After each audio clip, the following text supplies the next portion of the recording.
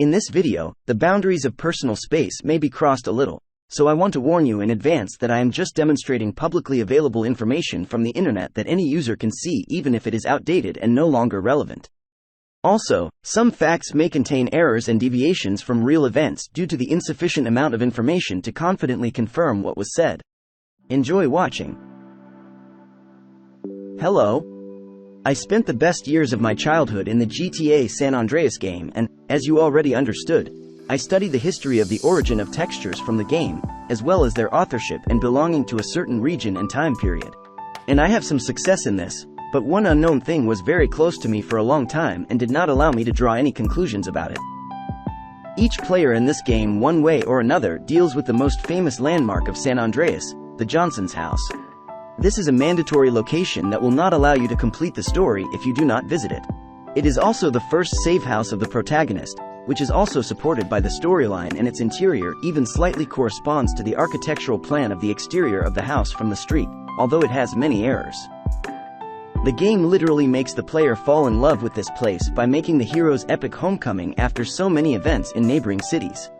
It will not even be a secret that the game was started to be made just from this street and this house, because, unlike other locations, the Johnson's house, like Grove Street, has great detail in terms of small objects and individual textures, which are much more than in any other place where the goal has already been set to save the number of textures or polygons, as well as use previously existing textures to save time on creating this location.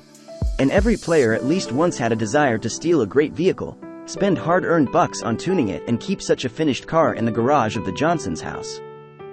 Naturally, we didn't want to drive such a car anywhere because there were no guarantees that we would be able to return it back in the same condition, and the loss of such a car meant a loss of time and all the money that was spent on tuning. Therefore, as a rule, the player took his car for a drive knowing that he would most likely then reload his save after accidentally or deliberately destroying the car in order to get it again in the Johnson's house garage. And every time the player sees these gray garage doors, which for a large number of game sessions can already be considered native and recognizable when they are first found in the player's field of vision. But whose gate is this? After all, they were definitely created from a photograph of a real garage door, and this is noticeable if you look at the details. As it usually happens, logically, what is located in Los Santos, I was initially looking for in Los Angeles, but my search did not last long when I found out that there were such gates in Manhunt and GTA Vice City, and this game dates back 2 years earlier, when not yet there were trips of photographers from Rockstar to Los Angeles to photograph textures. One day a good friend of mine discovered a similar gate in San Gabriel in California near Los Angeles, but there was a suspicion that there are many such gates and nothing is limited only to Los Angeles. And only after a certain time I discovered that these gates are also present in Need for Speed Underground 2 and True Crime, Streets of LA, where Los Angeles was depicted in some kind of blurry concept. But this was also not an argument, as it was clear that this is a non-exclusive texture that is freely used by various video game development studios, and in this case it does not have a geographical reference to a particular city or state, since, in my experience, textures from free access are often filmed in completely random places where it was more convenient for the author to do this. And already in 2023, Jessica Natalia randomly found a site with the original image of these garage doors while searching for already broken sites with content that was used in the early 2000s to texturize the first GTA games. This photo was taken by Jeremy Engleman. Jeremy Allen Engleman is a game designer, animator, and artist based in Glendale, California. Jeremy was born on May 20, 1972, presumably in Denver, Colorado, where he later studied at the University of Colorado at Denver, in the fine arts with an emphasis on photography. Then a few years later he moved to Glendale, and around the same time he opened his own ArtNet website where he has been posting his 3D works, photos and textures, presumably since 1994, which is probably indicated on the old logo of his electronic online studio website. Also on this site, over time, a section of public textures by Jeremy appeared, a gallery of his 3D projects, a section with scans of old photographs from a trip to England in 1994, various art photographs of the interior of one of the apartments where he lived. Jeremy also published a project called Net Venus, where he showed processed screenshots from broadcasts of webcam models of that time, which caused problems with the fact that one of these webcam models discovered these publications and most likely threatened Jeremy with a lawsuit, after which the images of this model were replaced with a text image stating that by law we will have the right to view these images in 2070, 70 years from these events of 2000. It's already 2023 and it's still too long to wait until 2070, so we'll look at these photos through the web archive when they were still available for viewing. I hope that this beautiful lady who made money off the wicked broadcasts at such an early stage has at least a little bit of conscience pain for causing trouble for Jeremy 23 years ago. I wouldn't be surprised if this woman is already retired by age.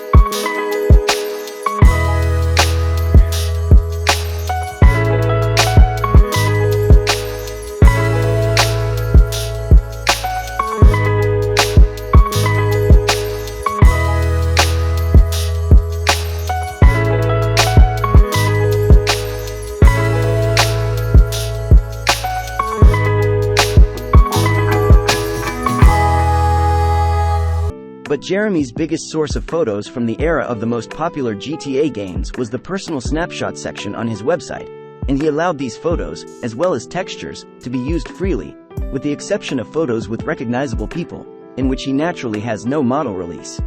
It was a huge archive of thousands of personal photographs, through which you can easily feel the life of the author and literally visit the events he filmed. But, alas, almost all of these photos have already lost their hosting and you won't be able to see them even using the web archive. Regarding the legitimacy of using photographs as well as textures from the relevant sections, I will literally quote the author's explanation. All of these images are copyright Jeremy A. Engleman. I claim ownership of these images in as much as I created them. However, in all other aspects, I claim these to be public domain. You may reproduce them in any medium, known or unknown, with or without my consent. I only request that my printed name, or at least the signature within the image, accompany the reproduction.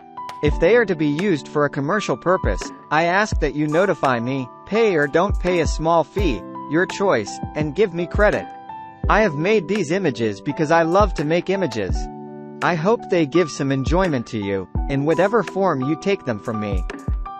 And now we can understand why the garage gate of the Johnson's house from GTA San Andreas can also be found both in GTA Vice City and in Need for Speed Underground 2, along with True Crime, Streets of LA, where, by the way, Jeremy Engleman appears in the credits in special thanks section.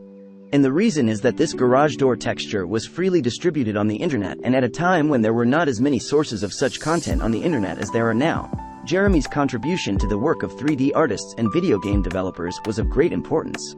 Alas, I do not know all the games where you can find textures by Jeremy, but what I could note for myself with confidence is the video game The Godfather, Mafia, The City of Lost Heaven, Medal of Honor, Allied Assault, GTA 4, Driver 3, Crime Life, Gang Wars, and the previously mentioned Manhunt, GTA San Andreas, GTA Vice City, Need for Speed, Underground 2, and True Crime, Streets of LA. And of course, I will show you examples of using Jeremy's textures in these games, but I want to focus on GTA games, where the works of this author are used many times and in considerable quantities. In addition, some of Jeremy's shots have influenced the names of several businesses that fit perfectly into the game's virtual world and look authentic without disturbing the atmosphere that the developers wanted to create using references from real cities. And I'll start with an establishment called American Drapery, which can be found in GTA Vice City.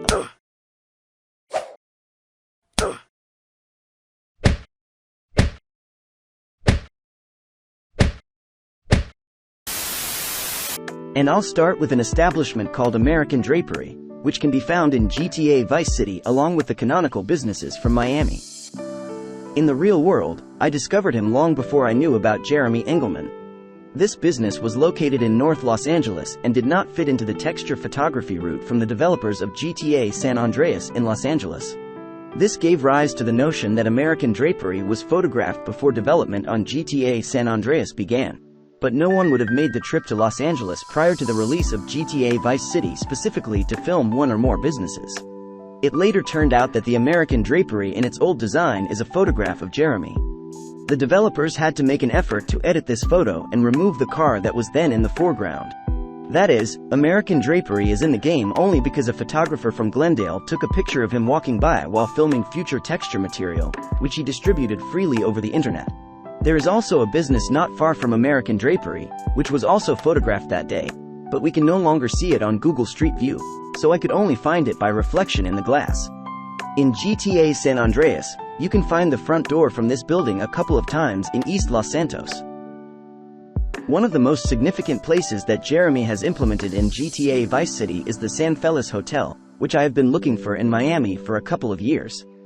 In some year, I came across the work of a young 3D artist, John Monahan, where the same San Felis Hotel was identified on the screenshots, which has a few visual differences but is still visually recognizable by the cracks on the wall and other small details. Then I had an assumption that somewhere there is this San Felis Hotel, which the developers from Rockstar photographed in Miami, and at the same time, when it still existed, this 3D artist photographed it for his model. And this also turned out to be untrue, and despite the fact that there are almost no mentions of this hotel on the internet, I managed to find its location in Glendale, where there is no longer any mention that this is a hotel, but the building with its architectural decorations is still there as of 2023, and the road next to this building is called West Los Feliz Road. There are many buildings in GTA Vice City that use textures from just one of these photos from Jeremy, and there are also places on the game map where we can see the use of just small areas from the full photo, and such textures have also been transferred to GTA San Andreas in the Angel Pine area. And here, not far away, you can see another door from the collection of photographs of Jeremy, and in the original picture, the figure of the author of the photo is visible on it. The wall of a brick building from GTA Vice City with several doors and counters ceased to be an object of search for me in Miami when I discovered that in the game Mafia, the City of Lost Heaven, there is a similar texture on the same base, which has characteristic differences but is definitely created from the same source material that remained unknown to me. When I received the original photo of this building from Jeremy, I was able to recognize and locate the location where it was photographed. It turned out to be the Largo nightclub on North Fairfax Avenue, which closed on June 2, 2008 and moved to a new address.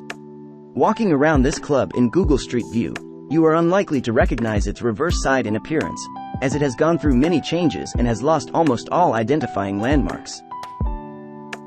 There is one important location at 13 Pershing Avenue, where an abandoned hospital is located, which Jeremy shot from different angles, and one of the wooden doors was used in GTA Vice City on Prawn Island and also on one of the levels in the Manhunt game. Next to this door was a gray gate that can also be found in San Andreas, Vice City and Manhunt, but was also used in Mafia, the City of Lost Heaven. And these relics survived for about 20 years almost unchanged in appearance. This can be seen if you look at them in Google Street View. There is another door further there, which is present in Manhunt and Driver 3.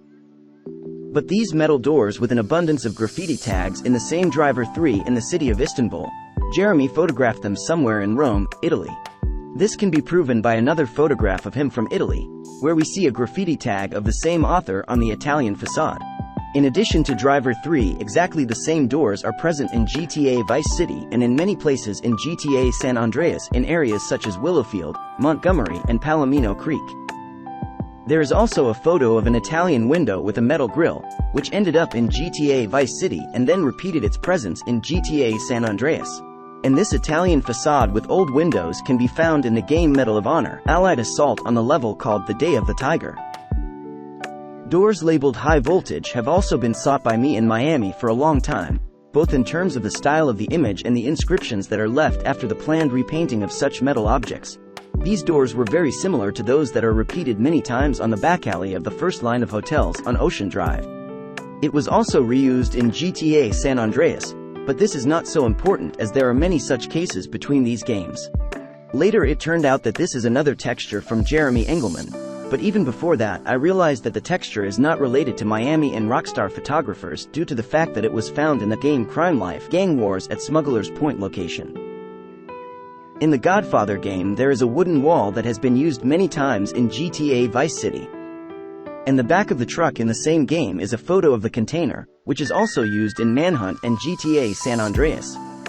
Thanks to the photo of this container, which exists in two different versions, I learned that Jeremy initially uploaded raw photos to his site and only later changed them to other versions with corrected perspective. That is, theoretically, some part of the entire texture archive previously had a more raw look. in the contents of which one could see more of the environment. In a fairly modern GTA 4 game, which was released later than all the games mentioned earlier, there is also a texture from Jeremy, discovered using the model archive, where there is an open notebook with drawings and notes. I managed to find its location in the game, but it is almost invisible to the player. You can see this in the opening cutscene of the mission, which is called Harboring a Grudge, only a couple of times in 1 second, and the camera angle will almost not allow you to identify it. The developers edited it for unknown reasons and made it worse than in the original image, although there was no point in this, given that this notebook is not shown to the player, and I am sure that almost all GTA 4 players did not know about its existence and the contents that are depicted on it.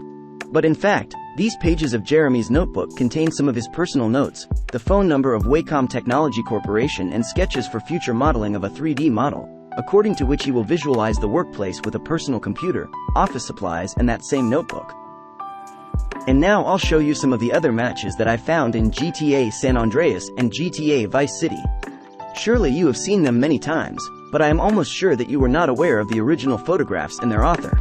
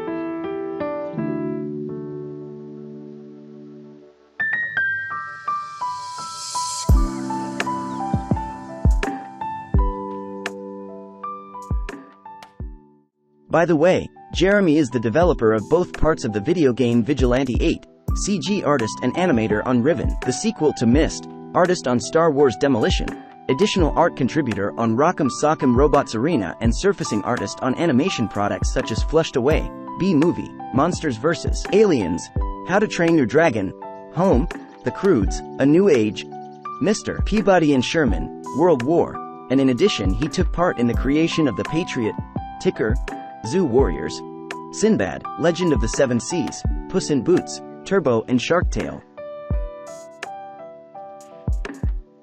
Thank you for watching, and if you liked this video, press like button and follow the new releases on my YouTube channel. And also you can watch the publications in the process of my search for interesting details on my Discord server. See you.